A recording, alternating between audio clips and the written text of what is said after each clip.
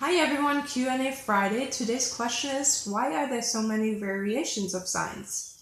Well, think of it like any other language. Let's take English, for example. Somebody living up in New York versus somebody living in Florida might speak English in a slightly different way. And what I mean by that is they might have a different dialect. They might have regional words that they use that are slightly different. In ASL terms, I could give you the example of a region like Florida might have different animals, so those signs are used quite frequently here, whereas up north in New York, the sign for alligator, for example, wouldn't be used as much.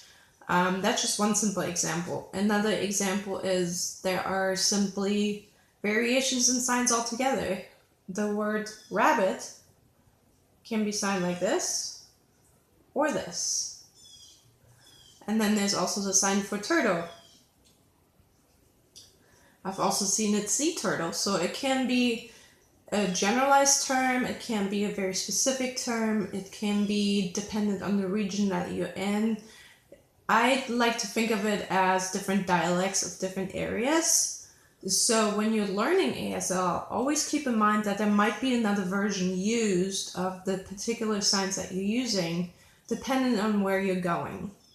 And be open to that. So just because you learn one sign doesn't mean that's the only way to sign it. So always be open to take in the new information, have somebody explain to you what they mean if you're not familiar with the sign they're using, and just go from there. Just be open to flexibility. Language is always evolving. It doesn't matter if we're talking about ASL or English or any other language in the world.